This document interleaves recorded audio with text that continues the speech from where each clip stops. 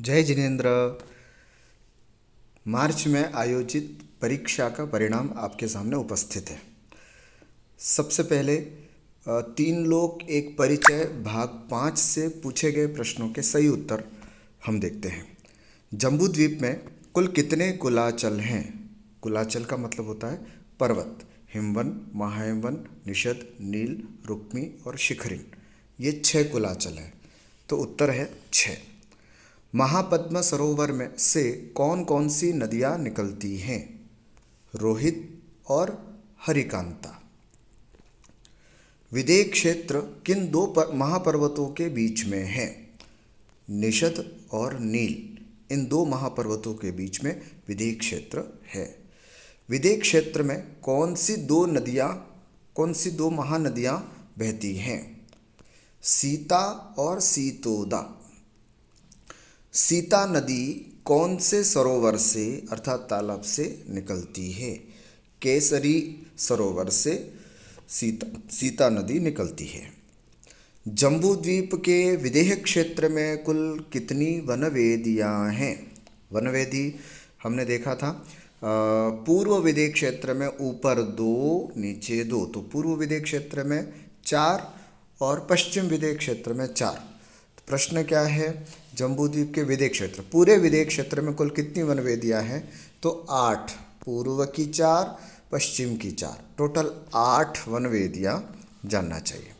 गजदंत पर्वत का आकार कैसा है? गज का मतलब हाथी, हाथी के दांत जैसा गजदंत पर्वत का आकार होता है। देवकुरु क्या है? पढ़ा था हमने, देवकुरु उत्तर कुरु ये दोनों उत्तम भोग भूमियाँ हैं। तो देवकुरु क्या है? उत्तम भोग भूमि है। शाल्मली वृक्ष कहाँ पर है? जम्बू वृक्ष तो उत्तर कुरु में है और शाल्मली वृक्ष जो है वो देवकुरु में है। तो सही उत्तर शाल्मली वृक्ष कहाँ है? देवकुरु में है। जम्बूद्वीप के विदेह क्षेत्र में कुल कितनी नगरियाँ हैं? 32 नगरियाँ। विदेह क्षेत्र की 32 नगरियाँ जम्बूद्वीप में हैं। जम्बूद्वीप के पूर्व विदेह क्षेत्र में कुल कितने वक्षारगिरी हैं? कई लोग यहाँ पर मिस्टेक कर गए। विदेह क्षेत्र में नहीं, पूर्व विदेह क्षेत्र में समझना। पूर्व विदेह क्षेत्र के ऊपरिम भाग में 4, अधोभाग में 4। तो पूर्व विदेह क्षेत्र में टोटल 8 वक्षारगिरी हैं। अगर केवल प्रश्न ऐसा होता कि विदेह क्षेत्र में, जम्बूद्वीप के विदेह क्षेत्र में कुल कितने वक्षारगिरी हैं, तो 16 उत्तर सही होता। लेकिन प्रश्न है पूर्व विदेह क्षेत्र में कुल कितने वक्षारगिरी हैं, तो उत्तर होगा 8। जम्बूद्वीप के विदेह क्षेत्र में कुल कितनी विभंगा नदियाँ हैं? तो चलो पहले अपन पूर्व की गिनते हैं। पूर्व में ऊपर 3 नीचे 3, तो पूर्व में तो हो गई 6 और उसी तरह पश्चिम में भी 6। प्रश्न है विदेह क्षेत्र में, तो 6 और 6 12 जो उत्तर है वो सही होगा। जम्बूद्वीप के विदेह क्षेत्र में कुल पूछा है, तो 12 विभंगा नदियाँ जानना चाहिए। सिमंदर स्वामी कौन सी नगरी में विराजमान है? 8वीं नगरी में विराजमान है। संपूर्ण मध्यलोक में एक साथ अधिक से अधिक कितने तीर्थंकर हो सकते हैं?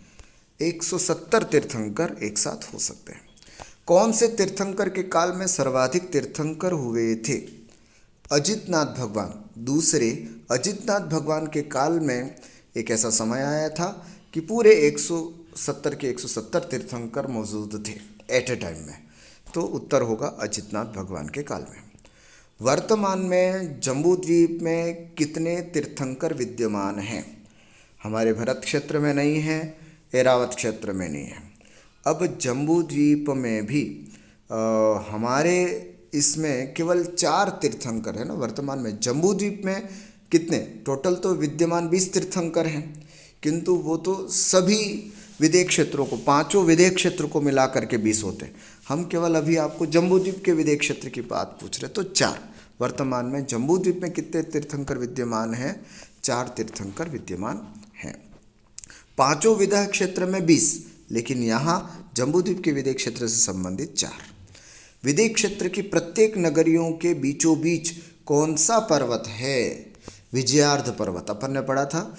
है ना। हर नगरी को दो दो कुंडों से निकलने वाली जो नदियां हैं, उन दो नदियां और बीच में विजयार्ध पर्वत, उससे 6 खंड बनते हैं, तो वो पर्वत है, उसका नाम है विजयार्ध पर्वत। जम्बू द्वीप में कुल कितने आर्यखंड हैं? तो जम्बू द्वीप में कुल आर्यखंड जम्बू द्वीप में 34 हैं। 32 नगरियों के 32 आर्यखंड, एक भरत क्षेत्र का आर्यखंड और एक ऐरावत क्षेत्र का आर्यखंड, तो टोटल 34 आर्यखंड जानना चाहिए। पांचों मेरु संबंधी कुल कितने म्लेच्छ खंड हैं? अब हमें म्लेच्छ खंड की संख्या करनी है। तो एक आर्यखंड से संबंधित, ध्यान से सुनना, एक आर्यखंड से संबंधित 5 म्लेच्छ खंड होते हैं। जहाँ एक आर्यखंड है वहाँ पर 5 म्लेच्छ खंड हैं। टोटल पांचों मेरु में कितने आर्यखंड हुए? 170। तो 170 आर्यखंडों से संबंधित 5 कुल कितने म्लेच्छ खंड होंगे? तो मल्टीप्लाई 5 कर दे देंगे तो 850 उत्तर आएगा, वो बिल्कुल सही होगा। विदेह क्षेत्रों में मनुष्यों की अधिकतम आयु कितनी होती है? एक पूर्व कोटि। विदेह क्षेत्र में हमेशा किस काल के समान वातावरण रहता है? चौथे काल के जैसा।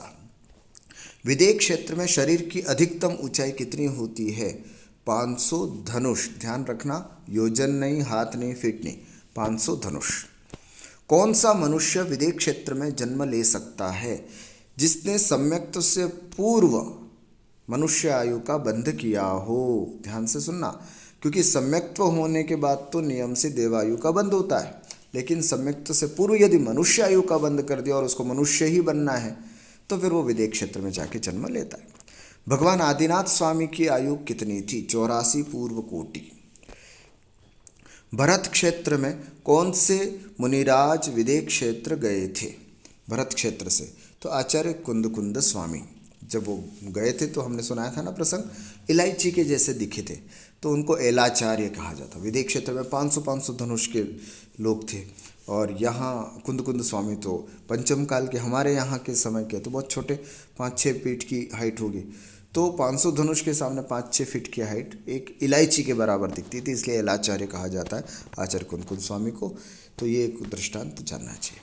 आइए अब हम 3 लोग एक परिचय भाग 6 से देखते हैं। जम्बू द्वीप में 6वां क्षेत्र कौन सा है ना? क्षेत्र भरत, हेमवत, हरि, विदेह, रम्यक, हिरण्यवत।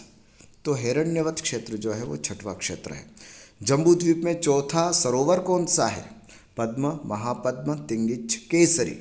चौथा केसरी सरोवर है। मध्यलोक में तीसरा द्वीप कौन सा है? जम्बू द्वीप पहला, दातकी खंड दूसरा, पुष्करवर द्वीप तीसरा। तो सही उत्तर होगा पुष्करवर द्वीप तीसरा।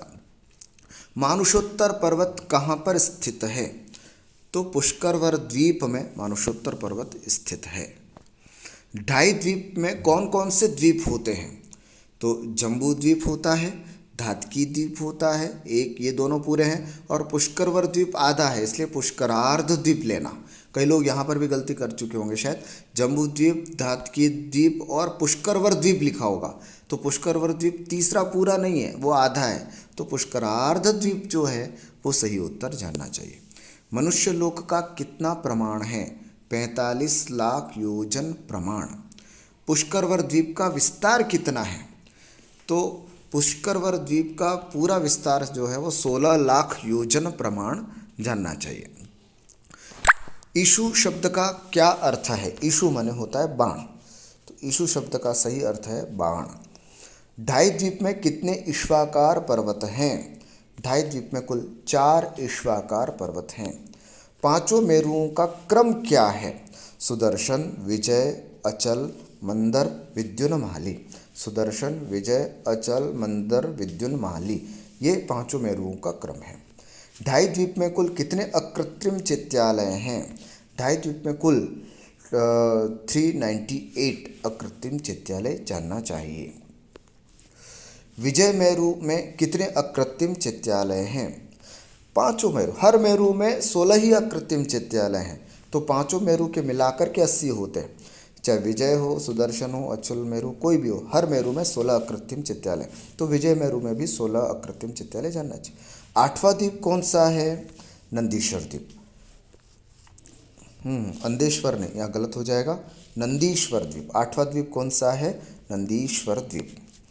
मानुषोत्तर पर्वत के उत्तरार्ध से स्वयंप्रभ पर्वत के पूर्वार्ध तक कैसी स्थिति पाई जाती है?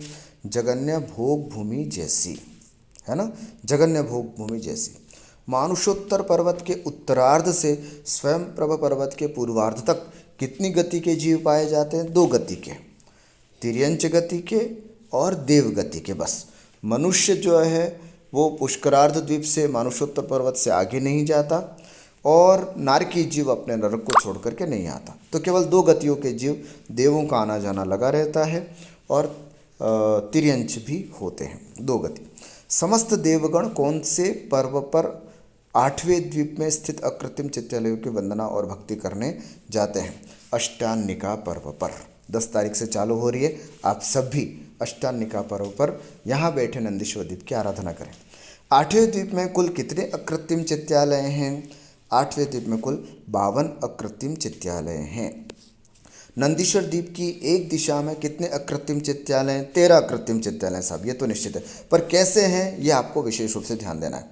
1 अंजनगिरी, 4 दधिमुख पर्वत और 8 रतिकर पर्वत। इस तरह से टोटल 13 अकृत्रिम चित्तालय जानना चाहिए।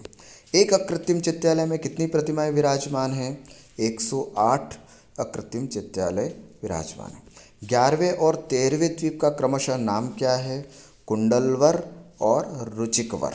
ध्यान से देखना, कुंडलवर और रुचिकवर। 11वां द्वीप कुंडलवर, 13वां द्वीप रुचिकवर। 11वें और 13वें द्वीप में कुल कितने अकृत्रिम चित्तालय हैं? 11वें में 4, 13वें में 4। तो कुल कितने अकृत्रिम? 11वें और 13वें द्वीप में कुल कितने अकृत्रिम चित्तालय हुए? तो 4 और 4 8 अकृत्रिम चित्तालय हैं।